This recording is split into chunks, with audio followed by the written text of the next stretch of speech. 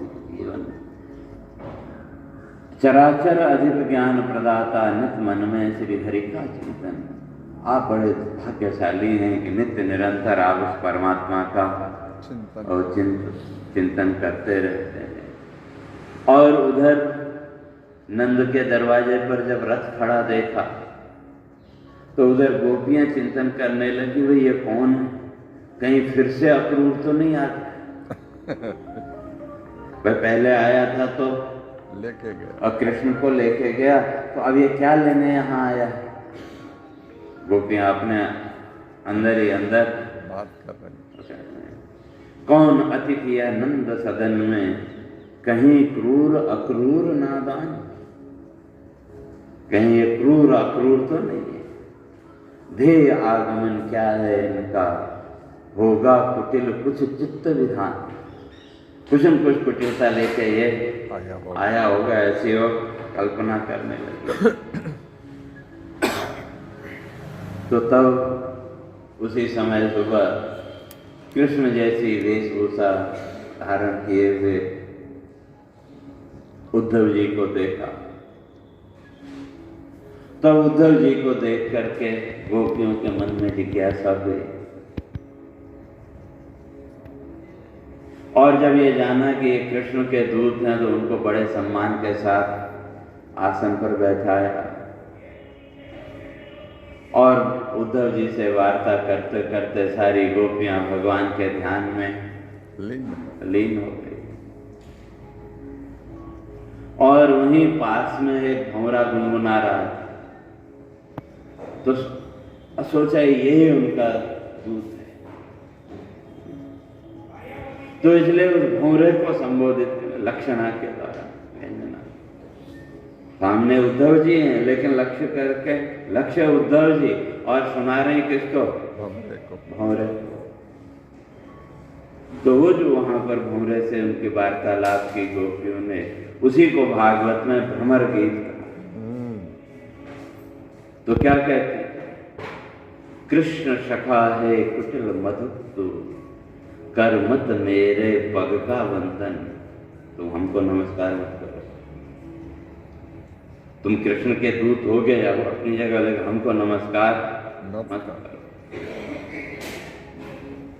क्योंकि तुमको देखे हमको लगता है तुम तो वहां मग्न हो अपने मथुरा में। मधुवनिता कुछ मर्दित कुमकुम करती, तेरे मुख पर नर्तन बना दूत तू कुटिल कृष्ण। बना दूत तू कुटिल कृष्ण का। तो जहां अतिशय प्रेम होता है तो वहां ये भाषा स्वाभाविक है। बना दूत तू कुटिल कृष्ण का, निंदनीय यह तेरा वर्तन। छली स्वयं तू यदुपति जैसा। तू भी कैसा है प्रकट किया। तो कैसा रूप था, अष्टभुज आयुध भूषण कांति। अष्टभुजाएं और हर एक भुजा में एक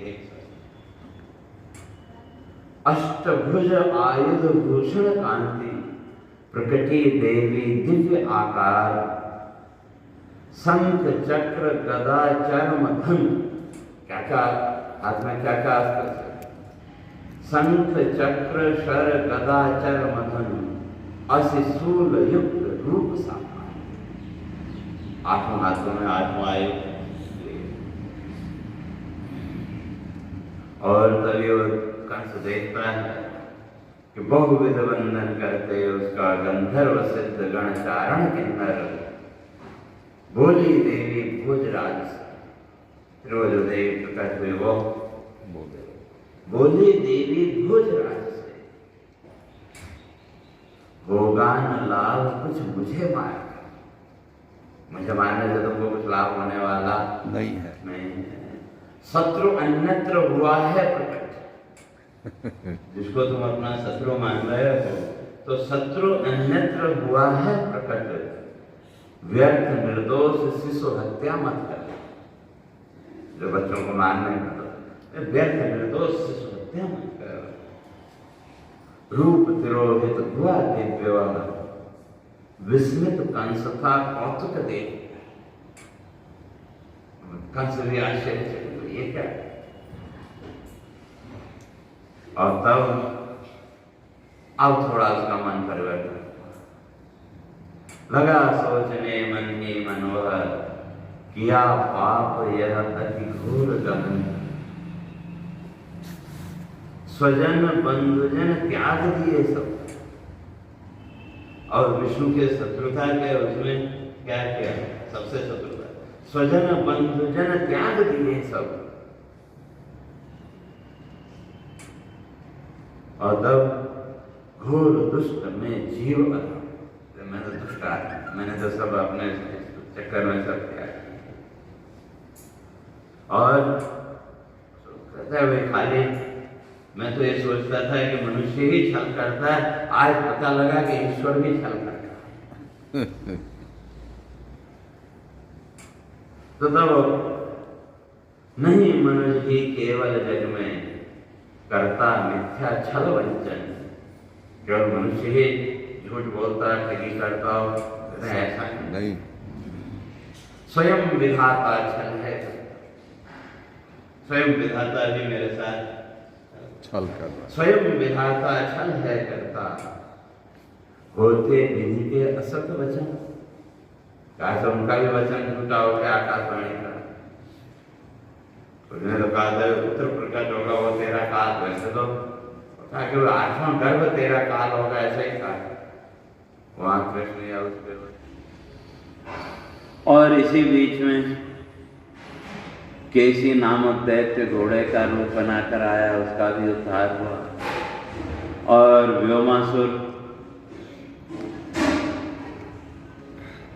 व्योमासुर भी उनके समूह में शामिल हुआ, तो व्योमासुर का भी भगवान ने उद्धार किया। और तब यहाँ पर फिर नारद जी भगवान की स्तुति करते हैं।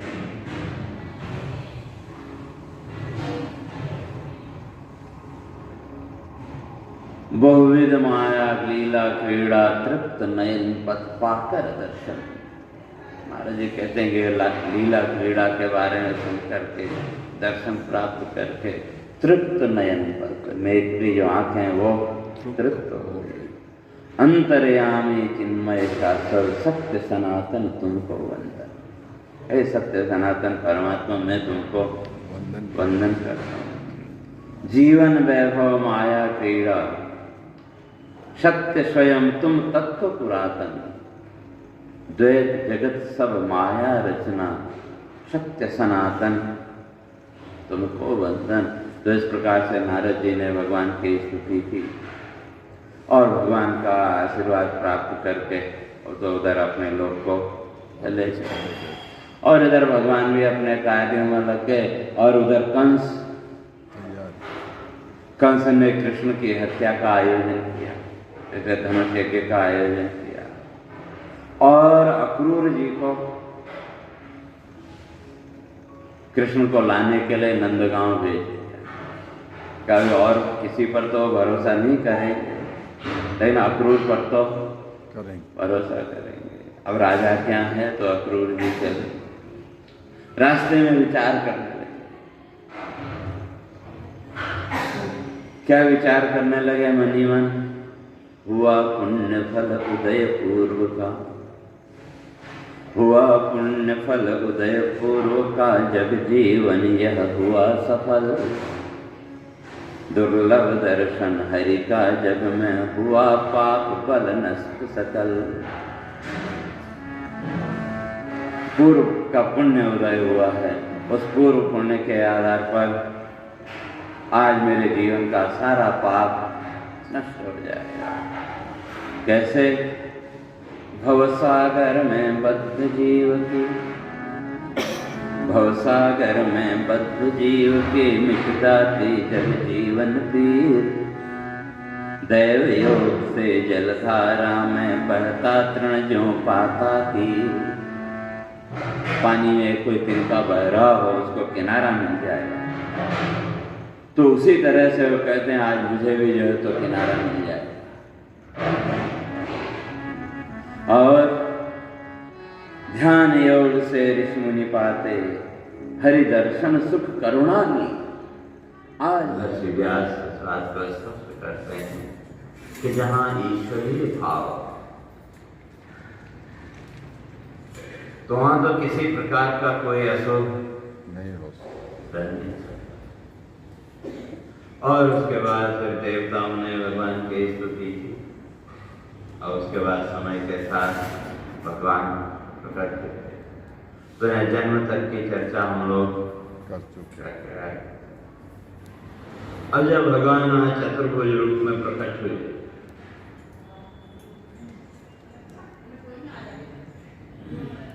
तो पुत्र रूप में भगवान को देख करके वसुदेव जी भगवान की स्तुति करते हैं। बुद्धि साक्षी आनंदमय तुम, बुद्धि साक्षी आनंदमय तुम, चिन्मय शाश्वत तत्व पुरातन, माया बल से जग को रच दे, त्रिगुण माया दृश्य जग जीवन। सारा संसार का जो जीवन है वो क्या है? त्रिगुण माया दृश्य सत्वरता और षोडश विकार महदाधिक, 16 विकार सांख्य दर्शन में उनका विस्तार से चर्चा है। मद, अहंकार, पंच तन्मात्रा, 11 इंद्रियां, 5 महाभूत, ये सब मिलके 16 विकार। तो षोडश विकार महदाधिक में करते जग जीवन का सृजन, वेद रहित तुम जीवन सृष्टा, जन्म मृत्यु से रहित सनातन। वैसे जो परमात्मा है तो कहते हैं मैं उसको वर्णन करता हूं। प्रलय काल में तामस गुण पर, स्तुति लंबी है, नहीं आगे पीछे बीच का छोड़ देते। प्रलय काल में तामस गुण बल रुद्र रूप नहीं करते था। जब प्रलय काल आता है तो उस समय आप रुद्र के रूप में प्रकट होते। जग रक्षा को तुम वो करते, असुर व्यूह मद बल दर्प तल, क्रूर निर्दयी दैत्य शक्ति से, क्रूर निर्दयी दैत्य शक्ति से पीड़ित जग है करता क्रंदन, मुक्ति मिलेगी दैत्यता।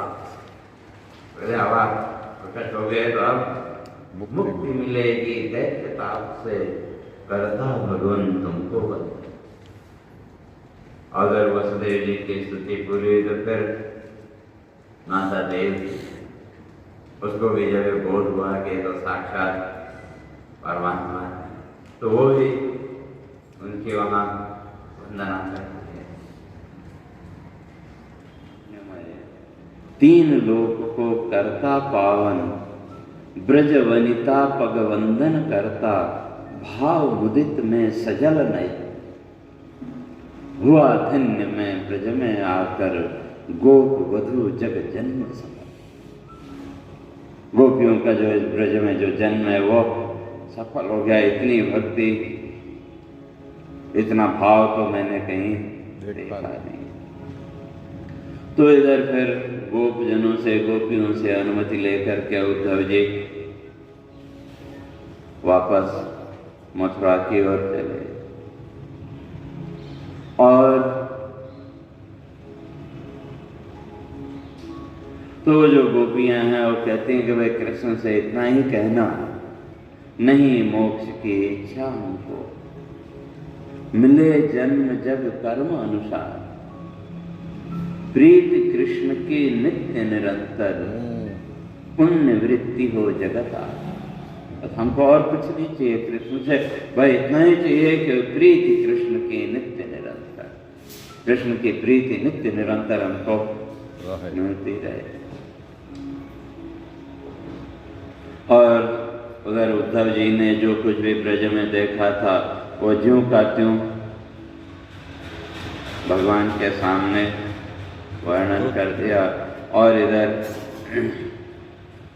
कंस आदि का वध करके अपना कार्य पूर्ण करके भगवान अक्रूर जी और कुब्जा जी को दर्शन देने उनके घर गए और उधर भगवान ने अक्रूर जी की प्रशंसा की और पांडवों की कुशलता जानने हेतु तो उनको हस्तिनापुर भेजा और कुछ दिन हस्तिनापुर में अक्रूर जी रहे और वहां धृतराष्ट्र के द्वेषपूर्ण व्यवहार को देखा तो उसको समझाने लगे। तो अक्रूर जी धृतराष्ट्र को समझाते हैं, कुरुवंश शिरोमणि यश उज्ज्वल, कुरुवंश शिरोमणि यश उज्ज्वल, धर्मयुक्त हो जग का शासन, समत्व भाव हो प्रजा जन में, कीर्ति बढ़ेगी कुल यश पाओ। यदि तुम अच्छे से शासन करो, द्वेष वृत्ति मत रखो तो तुम्हारा यश बढ़ेगा। अधर्म पथ है देता केवल, निंदा अपयश जीवन क्रंदन, नरक लोक गति मृत्यु अनंतर, फिर से जग कर्मों का बंधन। सदा नहीं है रहता कोई, क्षण भंगुर है जग का जीवन, सदा नहीं है रहता कोई, क्षण भंगुर है जग का जीवन।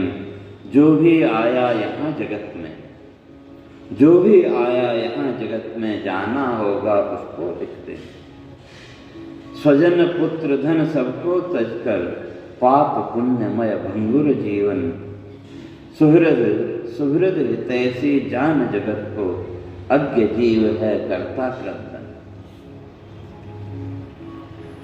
और यत्न पूर्वक किया धन संचय, यत्न पूर्वक किया धन संचय, करते उसका नित हरण स्वजन, पाप पुण्य सुख संग्रह करता करता नित जग जीवन चिंतन। ये जो मून है उसकी नहीं तृप्ति फल किंचित पाता, पाता केवल पीड़ा निशिदिन। तो दोनों को मिला करके बलराम। और कहीं कहीं शास्त्रों में राम नाम ही, केवल राम ही नाम देते। तो इसलिए कीर्ति लब्ध बल होगा दूसरा, प्रेम की कीर्ति इसलिए बल भी इनका नाम। संकर्षण है नाम तीसरा, देवकी के गर्भ से खींच के रोहिणी के गर्भ में लाए थे संकर्षण। संकर्षण है नाम तीसरा, भेद रहित यदु विज्ञ मनस्वी, भेद रहित यदु होगा, अज्ञानी होगा मनस्वी होगा। आनंदित कुल होगा इससे, रोहणे यह कुल ओजस्से, बलराम जी का नाम। और दूसरा श्याम वर्ण में शोभित बालक, श्याम वर्ण में शोभित बालक, तीन वर्ण को कर स्वीकार। श्याम वर्ण में जो बालक है एकाग्र तीन वर्ण को अर्थात तीनों गुणों को स्वीकार, युग युग में है धारण करता, बहुविध रूप विविध अवतार। प्रकृति के तीनों गुणों को धारण करके अलग अलग अवतार। कृष्ण नाम अब होगा इसका, तो इस जन्म में इसका क्या नाम होगा? कृष्ण नाम अब होगा इसका, नाम विविध गुण कर्म अनुसार, यद कुल नयन ज्योति होगा, दुष्ट जनों का काल सा। गुण वैभव ये सभी कुल कीर्तिमय त्रिविक्रम स्वयं विष्णु अवतार, ये स्वयं विष्णु का अवतार। हुई पूर्ण जग जीवन इच्छा, और ऋषि कहते हैं कि हमारी तो जीवन की जो इच्छा थी इनका दर्शन पाके पूर्ण हो गई। हुई पूर्ण जग जीवन इच्छा, सुख का नहीं कुछ पा रहा। और कृष्ण शब्द है शास्त्रों में तो उसके बहुत, तो कृष्ण शब्द की जो व्याख्या है वैवर्त पुराण में, ब्रह्म वैवर्त पुराण में बड़ी सुंदर व्याख्या। ब्रह्म तत्व का बोधक कौ है।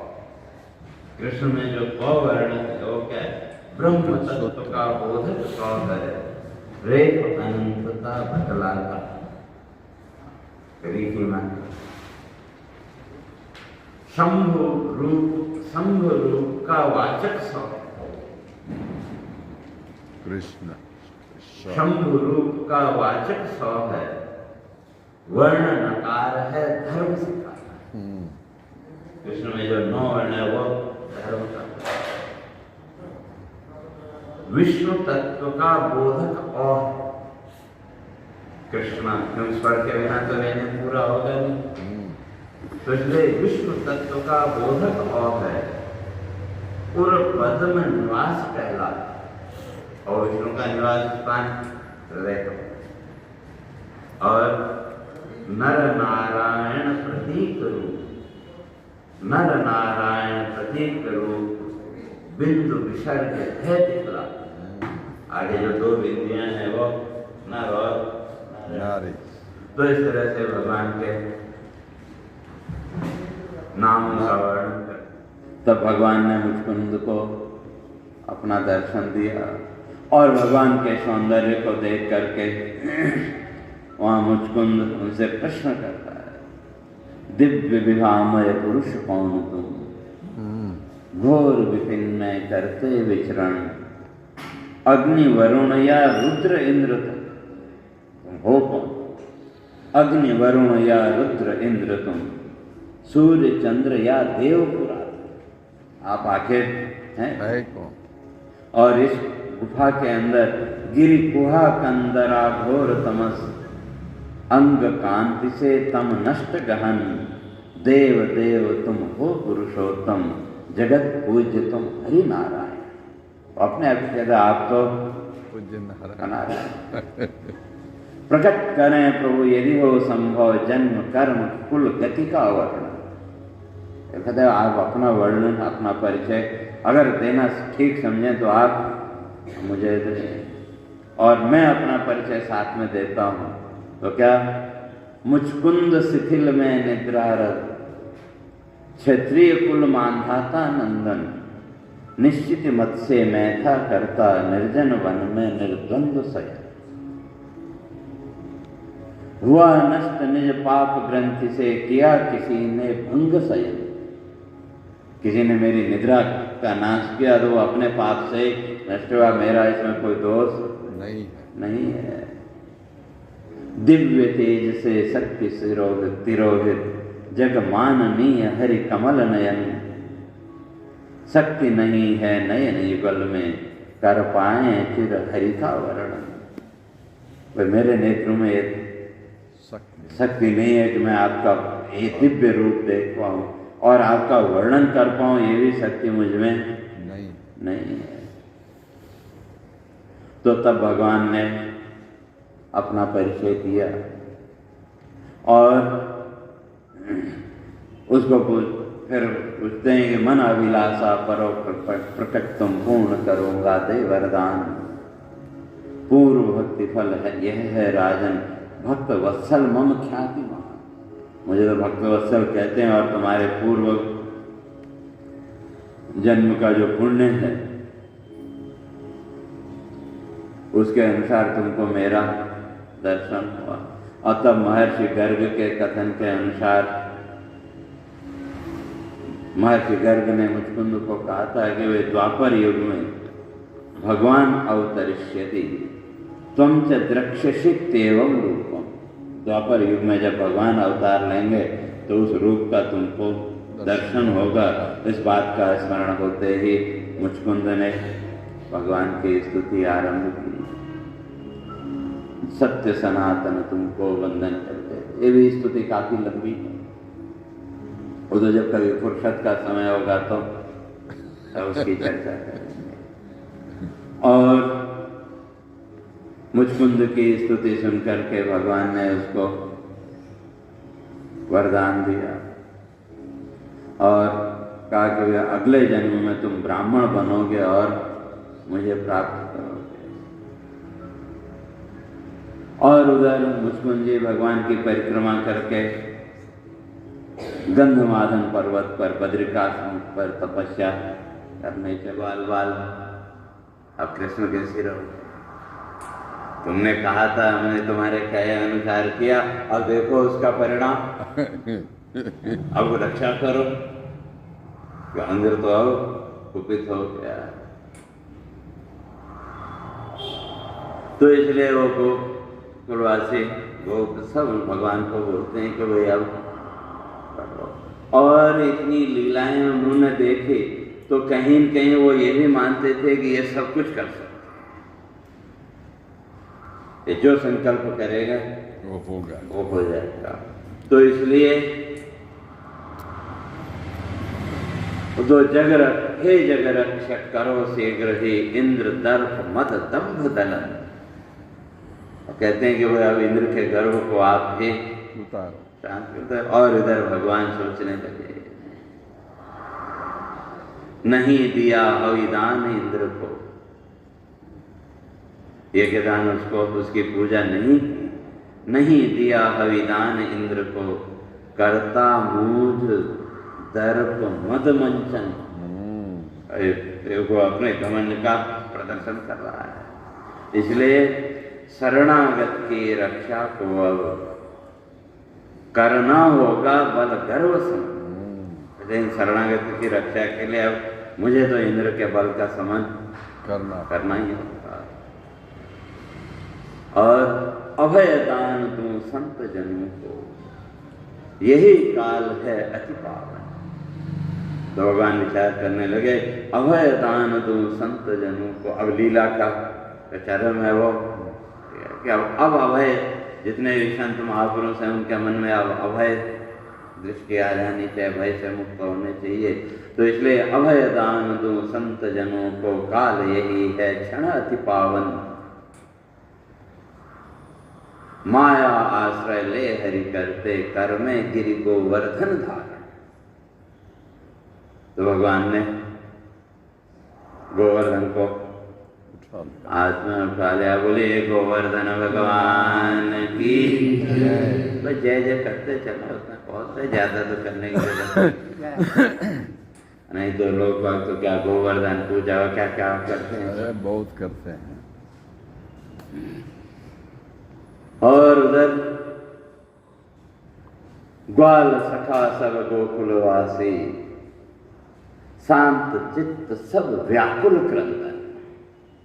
उनका चित्त शांत हो गया, जो मन में व्याकुलता थी, था वो भी और शांत हो गया। और सुख आश्वासन पाकर हरि से, भगवान ने जब गोवर्धन को उठाया तो आश्वासन मिल गया, नहीं भैया अब सुख आश्वासन पाकर हरि से, गिरिगर्त बना था गोप निकेतन। और जहां से उस पहाड़ को उठाया तो वहां जो खड्डा बन गया, तो सारे गोकुलवासी उसमें जाके और सप्त दिवस तक गोवर्धन धर। तो कितने दिन गोवर्धन धारण करके रखा? 7 दिन। सप्त दिवस तक गोवर्धन धर, रहे अचल थे हरि शरणेश्वर। 7 दिन तक एक पैर पर और एक अंगुली पर उसको धारण करके खड़े रहे। और तब हुआ नष्ट मद दर्प इंद्र का। हुआ न, जो गोपियां हैं उनका जो मन है उसमें जो थोड़ा बहुत कलुष रह गया वो भी दूर हो जाए, उसके लिए वो क्रीड़ा करते। और उधर उनके जो गोप सखा विमल हास्य, विमल करते विमल हास्य गोप सखा, कदम्ब शाख पर बैठे मोहन। और भगवान कहाँ बैठ गए? कदम्ब के पेड़ पर बैठ गए। और वहां से क्या कहते हैं? गोपियों को संबोधित करते बोलते हैं, तन आच्छादन वांछा हो यदि, तन आच्छादन वांछा हो यदि, आकर ले लो देह परिधान। व्रत साधना सफल तन दुर्बल, सत्य वचन यह तुम लो जान। तो एक तरह की लोक भाषा में अगर कहें तो एक ठिठोली भी है। ठिठोली है ना, मजाक करना। और अध्यात्म की दृष्टि से देखें तो भगवान कहते हैं कि अब तुम संसार का आवरण चाहती हो या इस आवरण से मुक्त होना चाहती हो? संसार चाहते हो या संसार बंधन से मुक्त होना? वो संकेत है। तो इसलिए व्रत साधना सफल तन दुर्बल सत्य वचन यह तुम लो जान। और फिर कैसे आना है? युग्म रूप या समवेत एक, दो दो करके आ जाओ, इकट्ठे सब आ जाओ, या एक एक करके आओ। युग्म रूप या समवेत एक, ले लो तन आवरण अज्ञान। अब तुमको जो वरदान चाहिए वो तुम ले लो। युग्म रूप या एक अनेक, युग्म रूप या समवेत एक, ले लो तन आवरण अज्ञान। स्वेच्छा से अब करो वरण तुम, स्वेच्छा से अब करो वरण तुम, दिव्य मुक्ति पथ पथ निर्वाण। तब तुमको क्या चाहिए? तुम मोक्ष के मार्ग का चयन करना चाहते हो या फिर यही संसार के बंधन में बनना चाहते हो? भगवान कहते हैं ये तुम्हारे ऊपर में नहीं छोड़। और तब प्रेम मुदित मन गोप वधु सब, मोहक चितवन मधुर मुस्कान, करती अनुनय विनय कृष्ण से, दे दो मोहन तन परिहार। कहते हैं भगवान को कपड़े आप वापिस दे दो। करो अनीति न गोप सखा तुम, करो अनीति न गोप सखा तुम, शीत दग्ध हम शिथिल प्राण मन।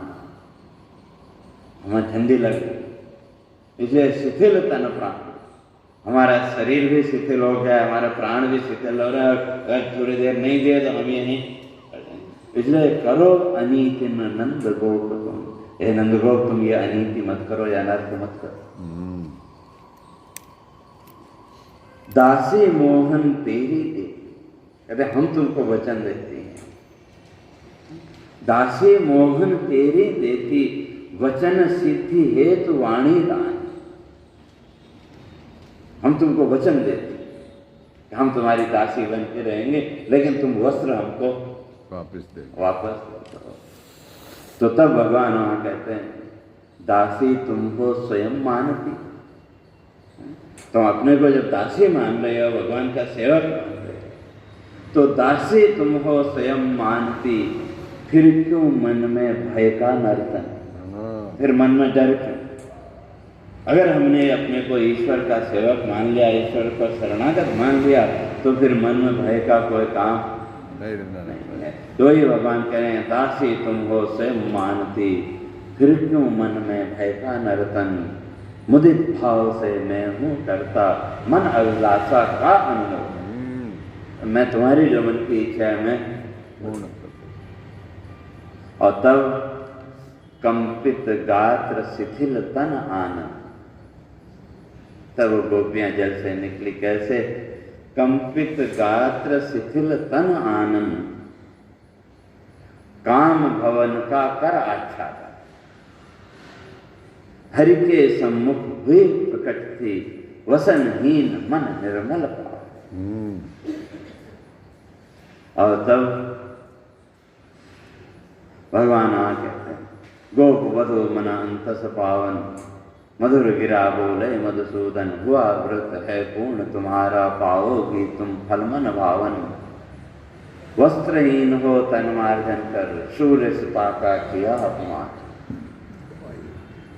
तो वस्त्रहीन होकर के तुमने जो स्नान किया, तो ये सूर्य सिपा यमुना जी सूर्य पुत्री है।